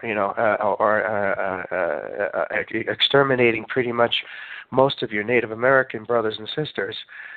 But what are you going to do when the guy delivering the message looks exactly like you? You can't touch him then. Because once you touch the white guy, the other 80% wakes up. And that's the thing that scares the living hell out of the bad guys and the white Masonic elite and the Illuminati. Because it's like, well, we know who he used to be, but this is what he looks like now, and damn it, we can't touch him because now he's white. So this is the kind of thing that's going on here with this, this game of chicken that Mother Earth is playing with the Empire of Orion. Because she's like, well, okay, every time I send back a black man, you kill him, or a Hispanic or a Native American. If I was to send a woman, you would do all sorts of wonderful, nasty things to get rid of her. But what can you do to the white guy who looks exactly like you? And that's when the plan was hatched to start reincarnating, some of the people of color and hue as paleskins. So that's why I always challenge people on their perceptions of white and black, or more and European. It's like, do you really think I always looked like this? Wow, that's wonderful. And the people, if y'all really don't get that, basically explain deja vu. You know what I'm saying? And why you can't recall some of the memories, because you probably was something totally like, me and a Moor brother and a European Muslim son, we was talking about that, and he was like, I said, what if you was an animal, or what if you was a woman in a different, lifetime? You wouldn't remember. That's why you can't recall your memories, because you couldn't even fathom that. You know what I mean? Right, exactly. But I definitely appreciate it. I definitely appreciate it, man. And whenever you man, you're welcome back on the show anytime, man. You can hit me up, man. I really appreciate it. But this is real big, and you're welcome on the Amazight Bey Show anytime. We're building a network, awesome. And you are the first. This is the first actual show day. This is the premiere of the show, and we have a show on YouTube. Yeah. So it's real big, and I have 3 episodes on YouTube, and this will be the 4th episode. But on YouTube, that's the YouTube channel. So definitely, this is gonna go on YouTube. We're gonna edit it, but this is the first premiere of the Amazight Bey Show on Blog Talk, the first show of many of Aboriginal news in facts. Very good. Congratulations on getting it on Blog Talk Radio. That's awesome. And it's been a real honor to be invited onto the show and being the first time on the Blog Talk channel with you here. And, yeah, I would definitely love to come back. Let's do a part 2. That would be awesome. Okay. Just let me know when you're free, and you're welcome to come at any time. And I really appreciate it. I really do. This is really, really big. If y'all haven't got the book, go ahead and get the book. You can go ahead and subscribe to YouTube. Check your channel. Just Google Richard Smith, or you can find him anywhere. Believe that. Yes. Anyway, you have a good night there, Amazight, and once again, thank you for having me as a guest. Okay, thank you. Peace and love. Good night there. So, all rights reserved, all liberties reserved. That wraps it up for the show. If we got any more callers, if you want to just say your appellation, say a couple of things, just be brief. We're gonna finish with some more bite music, and then we're gonna get out of here.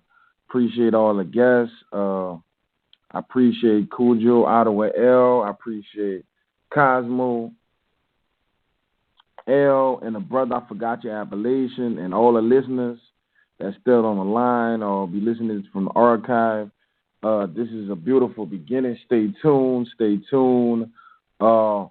Every Sunday we will do a show. You can find me on Twitter at Amazight Bey. That's AMAZIGHT. Bey, BEY. That's kind of my hub. So go ahead and subscribe to Twitter. You can also go to the Amazight Bey Show on YouTube. That's Amazight Bey Show on YouTube. Also, you can go to my Facebook group page. It's called Moor's Learning for Real Life. Also, Amazight Bey Show on Facebook. There's also an Amazight Bey Show on Facebook, and I am Amazight Bey. You can find me on Google Hangout. You can just Google me, bang me.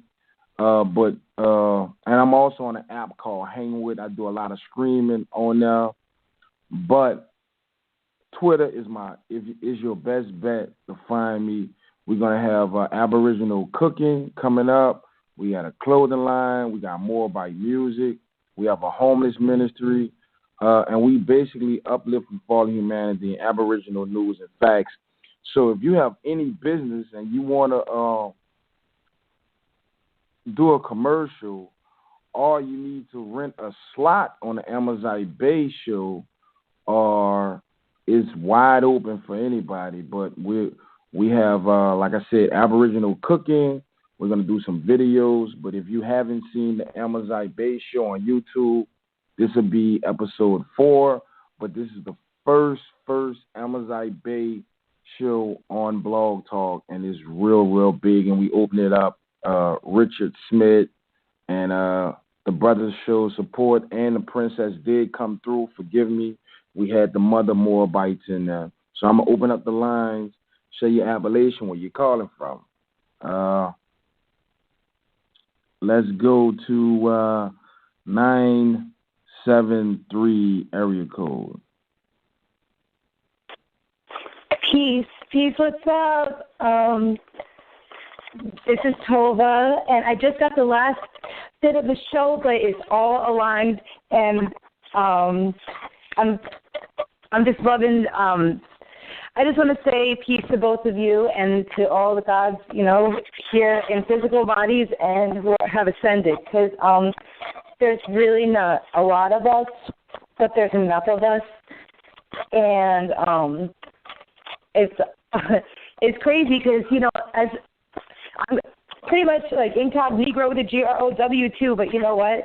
My dad, he was, he passed and he ascended, and my family keeps all of the information about him from me. And he also, it's crazy, but I was writing down Moors and Dogons, and I didn't understand how I even knew those words, but I was decoding my DNA since I got here, basically, because it's easy to know, like I started to know who you are when you know what you're not. But it's just a beautiful thing, and I'm really loving the love tonight, and the congratulations on your first, you said this is your first blog talk show? Yeah, actually, it's my first blog talk show, so this is really big. You just heard it, God Talk Radio. For real. Well, I'm kind of humble. I don't really throw the title. I mean, I use it, when I gotta exercise my birthright. But I mean, I'm just Amazight. Well, just doing the work. Well, that's what's up. It's funny because I was just organizing my beads, and I was like thinking I was just doing the Amazight too. So it's a beautiful thing that like the technology that you use it as technology with a KNOWLEDGEY, and when I don't always have access to technology because I'm not really the digital frequencies just physically make me sick in every way. I'm just only adaptable to anything that's natural. If it's not natural, it's just I can't even try to, sheeple out like that. But I call it rice cake. I'm never going to rice cake out like that. But it's also a portal or a channel for us to reunite. Because I know who my fan is, and I know that's all I really care about. That's all I care about is the earth. Earth spells heart, and the heart chakra of the earth is the mama land. And I'm just blessed to be here and to, remember who I am, no matter what body I'm in, no matter what skin suit I am in, because I know where I'm from and who I'm here for, and and that's all I'm focused on. We got to keep the focus and leave the soulless. But I'm just very, very, very appreciative and grateful for tonight and for y'all bringing the light. And thank you so much. I'm sorry if I'm going on. I have so many thoughts going on in my brain.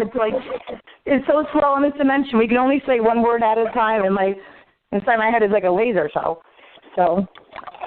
Right. Well, definitely, I appreciate it. And you can follow me on Twitter to see what I'm doing. And the next show would be just follow me on Twitter, and I just got a schedule with my producer and other people. We're gonna have Aboriginal Indigenous cooking.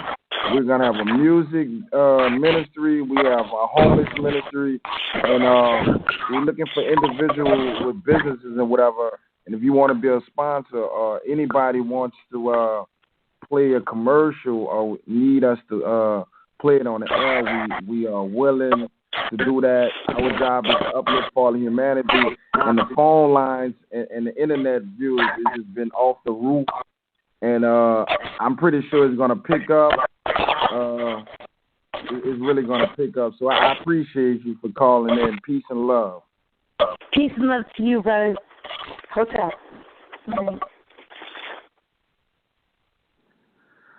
So if anybody else, you could just press 1 if you want to say hello or say anything.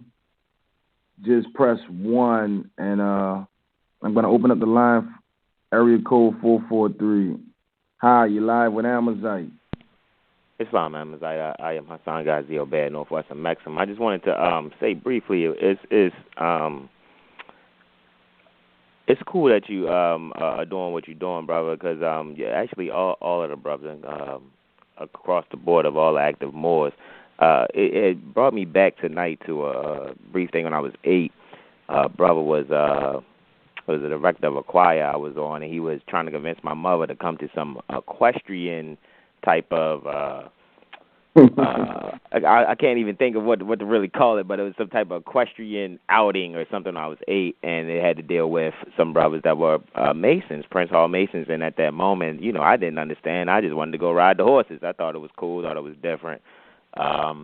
Being near corporate Baltimore, that's different to ride horses because you don't get to do that often near corporate Baltimore. But anyway, the fact that my mother was under the mindset that it had to deal with is, it's the cult and that's nothing but the devil, Bobby Boucher. You know what I mean? With that kind of mindset or whatever. Right. But the thing is, it made me realize now in retrospect. Many years later, it'd be about my 32nd sun cycle very soon. But it made me see like what Brother Taj and them be talking about. Sometimes the sisters be so ingrained in not honoring their foremothers and forefathers when things that we really do need come across us. They'll still, write it off as that's the devil or that's occult science or whatever. Even though the brothers that were inviting me were probably clandestine themselves. So it was still probably it was an opportunity to be caught between a rock and a hard place. But I'm so happy that, and I'll say this the best way possible, that the Prophet found, me, with me being between these Masons that want me to come and check this out. And then my mom's like, no, don't check it out. And now that the Prophet has come along, now you have a brother that's basically exposing this on your first show, and it just makes me feel like I'm so thankful and so honored, especially by brothers like you, Amazight, and Brother Taj and Cujo and the mothers Roz and Anna Eid and Ms. Raheem. So I just wanted to chime in and say, man, it just brought back and made me a little emotional. Like, wow, man, I'm glad I didn't go to these places when I was younger because now I'm able to be free in a sense. I'm not tied to this group. I'm not tied to that group, and I actually was able to make a conscious decision. So I just wanted to say much honors to Mother-in-Law and the Prophet and all of you guys doing the de jour work. Peace and love. Man, I really, really appreciate it. But you gotta realize though, you had a part in that. That was your higher self talking to your lower self, basically. You know what I'm saying? Yeah. Basically, you know what I'm saying? And the ancestors, they do what they do, man. I really appreciate it. Like I said, man, I got the you can go to my YouTube channel. There's a program called Operation Free Rent where we teach the homeless people about their birthright and nationality because the general public, is how can we say they really don't care. So basically it's called Operation Free Rent, and that's the homeless ministry, and that's to teach the homeless people about their birthright and nationality and start really, building earth houses for these people. But at the same time, you got to give them a foundation. You follow what I'm saying? Because these people are cast as desirables. So my job is, as an active Moor, I come from the so-called hood, the so-called Crescent City, Katrina, you hear me? So the simple fact is, I come for all my brothers and sisters, no matter where they at. But, I have the CD called Birthright that I'm working on. And all proceeds and my ebook and everything I'm really doing is going to the homeless ministry, Operation Free Rent, where we teach people about their birthright nationality, get them in a place, get a school up, get all these things up, and just doing great work in the community along with the other active Moors. You feel what I'm saying? So I really appreciate it, and that's what this idea was totally about. And the simple fact, I have became homeless as the fact of actually the answers was like, look, you feel me? You talking about you going to help somebody. You need to be in that situation and see exactly what they go through. And it's amazing. So it's going to be in a book. It's going to be in the music. And like I said, I appreciate it, man. I appreciate the love. This is the first show. This not the last. And, man, you're welcome on anytime, brother. And like I said, follow me on Twitter or Instagram or Facebook. And I'm always posting stuff the next show, it'll be in a couple of days. I just got to relapse and do this, and I appreciate your energy, brother. I really do. Man, I appreciate it. And what I'll do is I'll send you something. I'll send you a message via the Facebook because I haven't been real vocal about it, but I'm always in my laboratory, and I do audio engineering and have been doing it since I was 14. Only Brother Pujo will probably be able to back me up on that because I sent him something last year of some work that I've done. But I'm a bit of a audio nerd as well as this jurisprudence nerdism that I picked up. But what I'll do is I'll send you my info or whatever, and whatever I can contribute, I will to anybody's cause, anybody out there in the family that may need audio engineering services. But yeah, man, that's definitely my thing. That's really big, man. Cujo gonna be on the CD. We just ain't figured out what we gonna do. He waiting. He already, he ready to go. So it's on me. I have 49 tracks, really, right now from a lot of Moors. You feel me? So I'm welcome. It's gonna be one of a kind. Like I say, all proceeds is actually going to the homeless minister, and as you know, we're under the Moors Divine National Movement. The movement, not you know what I'm saying. I'm not bashing our brothers that's in the temple, but the prophecy is the Moors Divine National Movement of the world. That's the cause. So you follow what I'm saying, brother? Totally agree.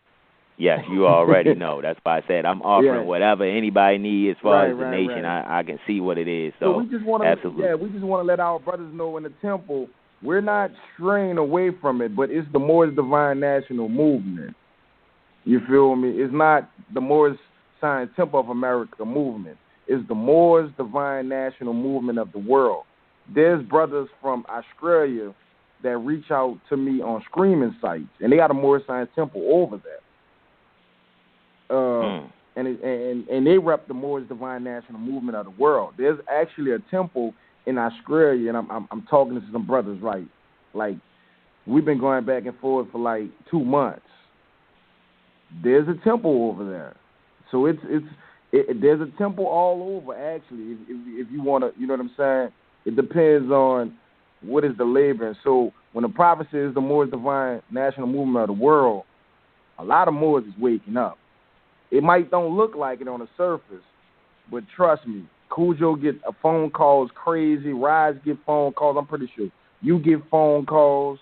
RV Bay, from California, yeah, I was surprised. I actually did get a couple calls from California, but yeah, go ahead. I'm listening, brother. Yeah, so I'm working with some. I got some I have actually a European also, and I'm on an app called hangwith.com. It's a streaming site. A lot of my videos.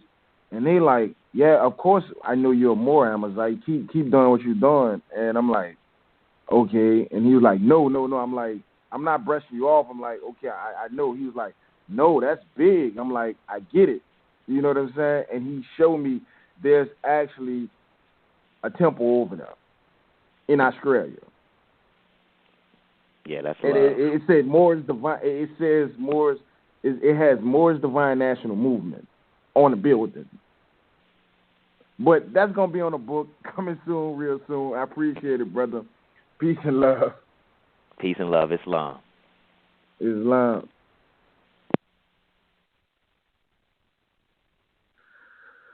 So we're going to go to caller, I believe it's 973. Anybody else, you could just press the 1.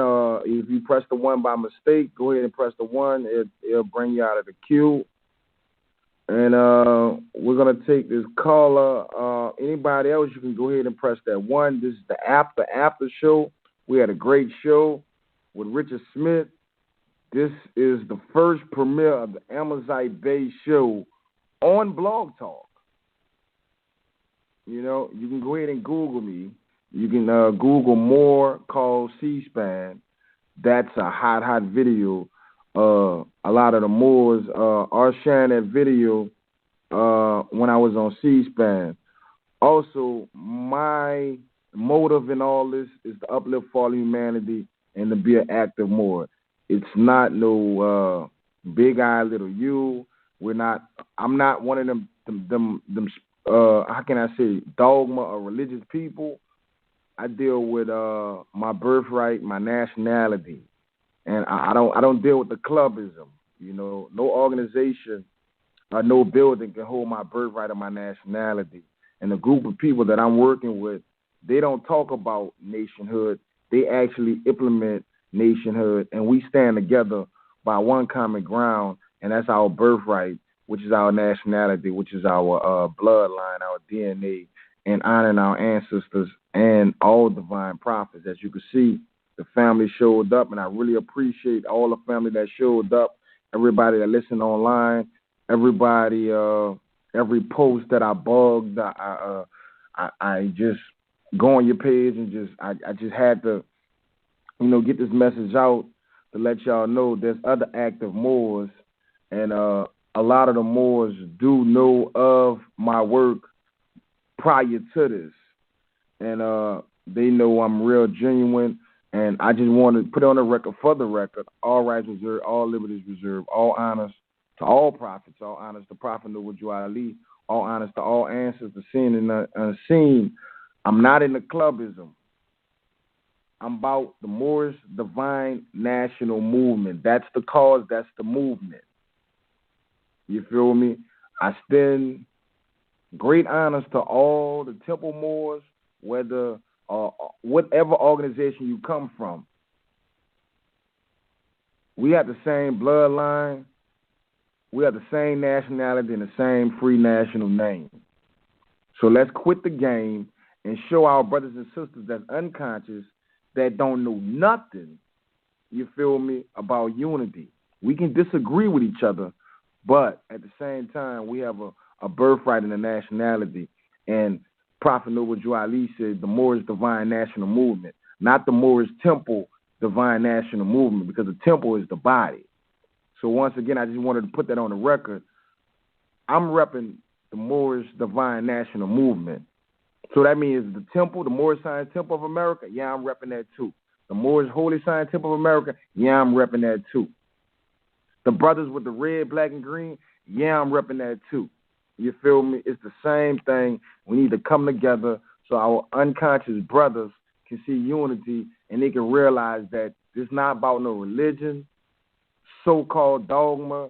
This is about our nation, our bloodline, our property, our inheritance, and we have a job to honor our ancestors and fulfill what we already do, what we already destined to do. We can't get around that. We Moors. You can look up Black or Moor. You know what I'm saying? That's what we are. That's basically like if you buy a dog and you name the dog. You feel me? You name the dog what you want to do. You know what I'm saying? What you want it to be called, or what do you want it to respond as?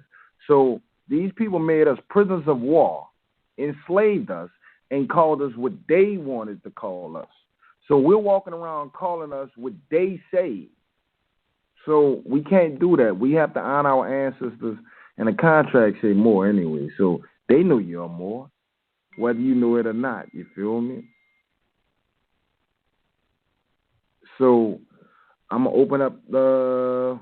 Anybody wants to say something, you're welcome. I don't know if this caller's pressed it by mistake, but I'm about to open up the line right quick.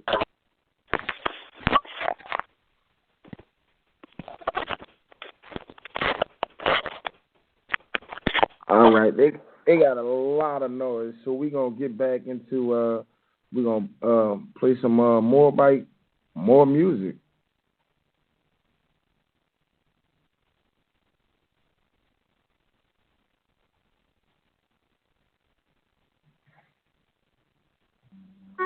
All praise due to Allah. I give honor to the Prophet Noble Ali. You heard me? I seen the Moor from Sabina. Now you ripping up the Zenia. All eyes, yeah, I see him. Boy, they calling this, I hate to see him. It goes down in the AM. It goes down in the AM. I'm next. It goes down in the AM. It goes down in the AM. I'm next. Snatch me up the 7, circle 7. I'll say I need that lesson. This is cool. Boy, that AM pop. Boy, that AM pop. I got some Moors in the DM. They breaking news if they see them. But we don't do no talking, no talk. We see Negro shit too often, dirty Moor. I seen them more post the PM. So now she repping up the DM. All eyes, yeah, I see her. Boy, that columnist, I hate to see him. It goes down in the AM. It goes down. It goes down in the AM. It goes down in the AM. It goes down. It goes down in the AM. Don't you hate when you get pulled over? There's jurisdiction ain't for everybody. I love the law. I love the law. Addicted to it. I know I am. Better recognize your vast estate. Cause that European ain't gon' wait. You are Lee and came and told you that. My nationality is key, man. I seen them more post the PM. Now you repping up the DM. All eyes, yeah, I see him. Boy, that columnist, I hate to see him. It goes down in the AM. It goes down. It goes down in the AM. It goes down in the AM. It goes down. It goes down in the AM. Snatch me up at 7, circle 7. Or FaceTime me that lesson if it's cool. Snatch me up at 7, circle 7. Or FaceTime me that lesson if it's cool. Snatch me up at 7. I seen them more post the PM. So now she repping up the DM. All eyes, yeah, I see her. Boy, that columnist, I hate to see him. It goes down in the AM. It goes down. It goes down in the AM. It goes down in the AM. It goes down. It goes down in the AM.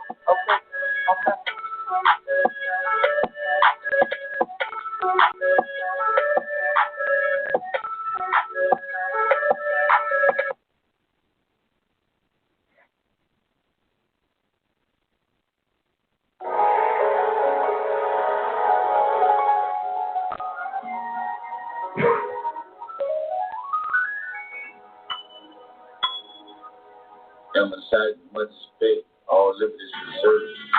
My pinnacle is clear to see within the cabinet of sea.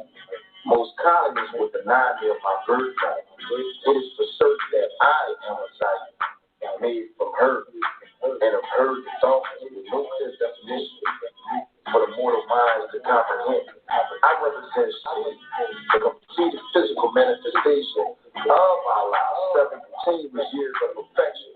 I evolve and transcend time and space, the consciousness of every man that I am, regardless of your acknowledgement. I exist, and because of this, so through you, Sharice L. As I walk through the valley of shadow, I see bones of dead among them.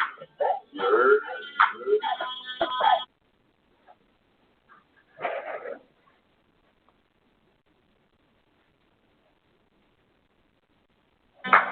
You heard?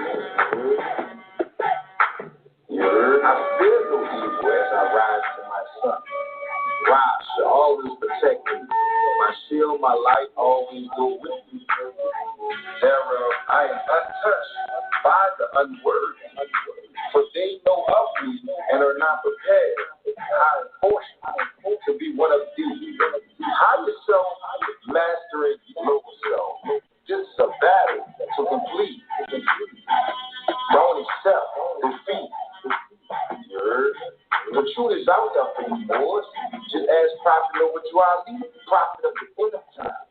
He made it so we can know we are free to know our birthright, our nationality, jurisdiction of our own mastery.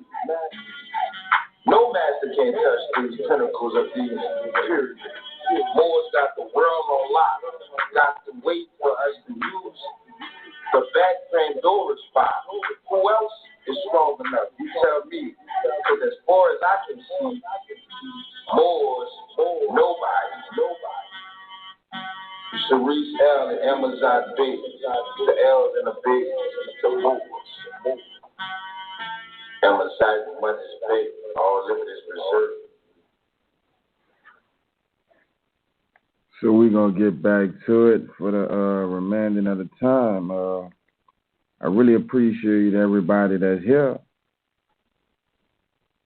Really appreciate you. I really do. I really, really do. And this was a great, great, wonderful show. Any other callers would like to say something before we get out of here? We're going to play a little snippet. You just get a little sample of the Birthright CD. And we have a lot of people on that CD featuring myself. It's called Birthright, Moor Bite Music. And there's just more to come. We got a clothing line coming out. And community affairs that's very, very heavy on our heart to get active in the community, which a lot of Moors are. We're just here to just do our part and link up with more active Moors and just build on platforms of each other. As you can see, the family came out and support today, and we support each other, and we are united. Regardless of what you see on the TV and in the mainstream, we are united.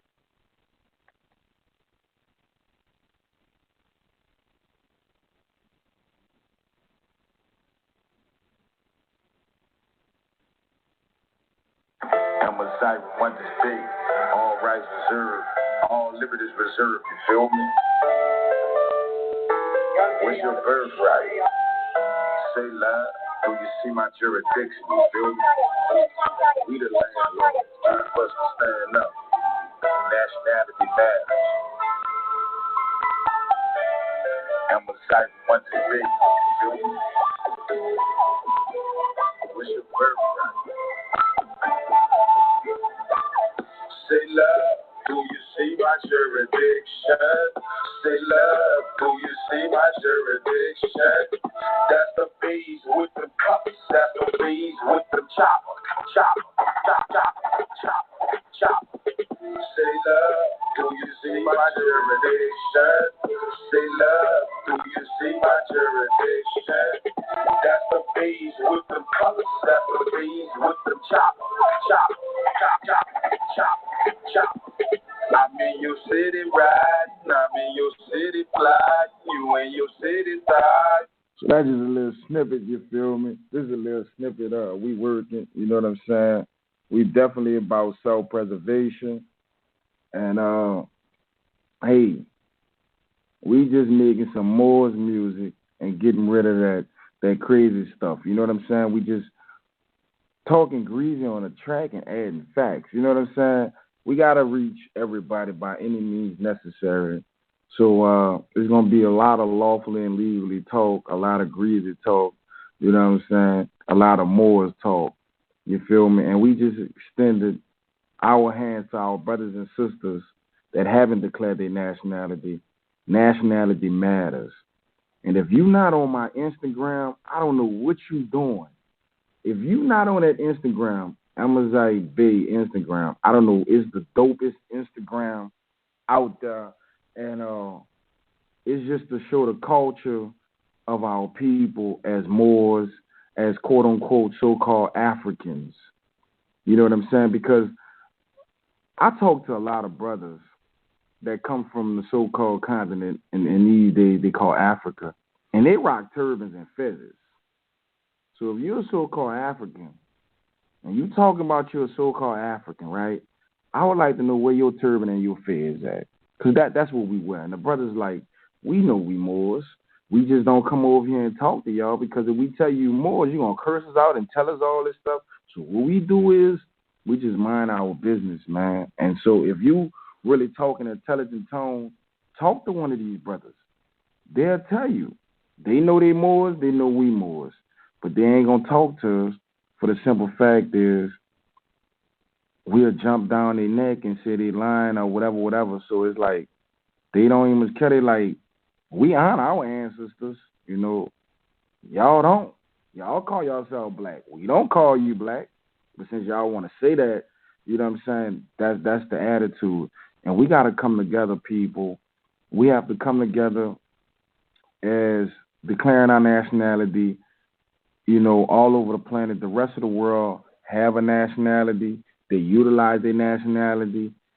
They don't have some of the problems that we have. And at the end of the day, in the beginning of the night, they stick together. You know what I'm saying? So we need to stick together and get back to that community. I'm talking about real community, real nation, when you have 4, 5, 10 people in one house, you feel me?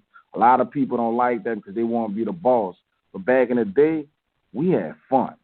I don't care what you said. You was in your grandma's house. You and your cousins and your cousins and your uncles and y'all don't ate cereal on some newspaper. You know what I'm saying? Your grandma came and probably was drinking. My grandma was drinking out of coffee, I think it's Coffee Mate. That was her mason jar. That's what she drank Kool-Aid out of. You feel me? So y'all remember that when y'all was coming up. You know, if you didn't and you young, you know what I'm saying? Ask your mama and she'll tell you we had family day at the park. Everybody was together. So we got to get back to that to save our generation. And our job is to uplift fallen humanity without dealing with beliefs, dealing with facts. So, you know, it's the Moor's divine national movement, not the Moor's religious movement. It's divine. It is two different things. You can get you a good book, like it's an etymology dictionary. They got a sister online. There's a PDF etymology. You can get you an unabridged dictionary. And after you finish learning about what words is and what they not, then you plug that word into a law dictionary. And if you just spend a little time on that and check out rvbaypublication.com and Moore's directory, Khalifa Media, Abdullah Mozi Bey, these websites are free websites to educate our people, free online universities to educate our people on facts.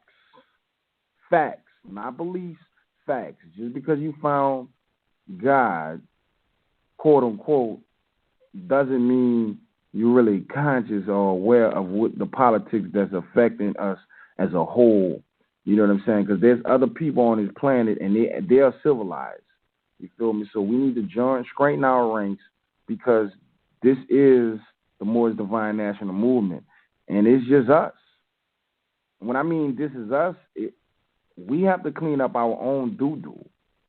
You feel me?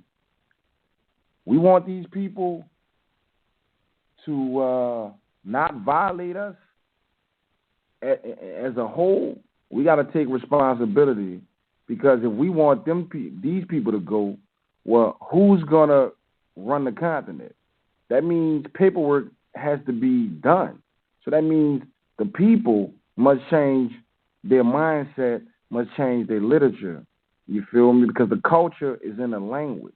So we can't say keep the finger pointing at them when we don't want to sit down and read. Oh, that's too much to read and all that. But you say you want justice. Well, you don't know what justice is. They say this. Okay, who is they? Do you got something backing up that's factual that they said? We got to look at this, man. We really got to look at this, and it's about saving our generation, which is us. You know what I'm saying? Which is really us, just us. You feel me? Just us. You know? That's the RLs, just us. Get it together. Say, look, well, we got a nationality, but I believe in this religion. That's fine. That's cool. Your nationality, your birthright, has nothing to do with your sexual preference or your belief. This is about DNA, bloodline, and recognize we got a family. Like when all so-called Chinese get together, no matter what, they not calling themselves yellow man. They calling this. They gonna stand on their nationality together. You want the Chinese people, the Japanese people, the Russian people, etc., the Europeans, etc. They stand together by their nationality. So we need to stand together, and we don't deal with dirty Moors or dirty Europeans or dirty individuals. You feel me? Like our brothers that slander us over and over and over. We do rebuttals because the general public is easily swayed.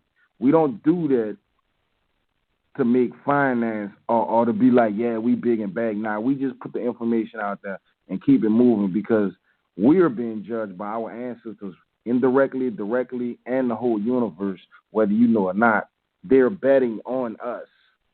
Everything is a bet. Everything is going on behind the scenes. So if we want to make a change, and if you really want to put a dent in this crazy spiral system that's crashing, because the rest of the world is sick of us waiting. They're going to move forward with us. And whoever left over, that's so be it. The simple fact is we have a nationality, we have a bloodline. Now we know. When you know better, you can do better. Now you know. So it's time for us to put aside our beliefs and sexual preference and bull and be like, hey, brother, you know, like the brother said, I'm an engineer, I do such and such. I do such and such. Okay, bam, that's the common denominator. But at the end of the day, we still got to study together. We still got to learn together. If I don't know what you know and you don't know what I know, we know good to each other. Because when these people pack up and leave right now, who's going to be the mayor? Who's going to be the congressman? Who's going to be the fireman? Who's going to be in charge of the electrical grid? Who's going to be in charge of everything? So that means just because you got a skill, you must know civics, you must know law, you must know history, you must know the culture, and you must know the politics of the universe and the land. Period. Ain't nothing getting around with that. I don't want to hear what they say. Who is they? Like, who is they? That's not qualified nothing. You feel me? What did they say? What does the law state? You know? So, peace and love, everybody. If anybody just want to, shout out or whatever, we just going to leave with this song right here. And we out. Peace and love. Thank you for coming. I'm Amazight Bey. Welcome to the Amazight Bey Show. Welcome to the Amazight Bey Show, y'all. Come and get some knowledge about your birthright, y'all. Open up your mind.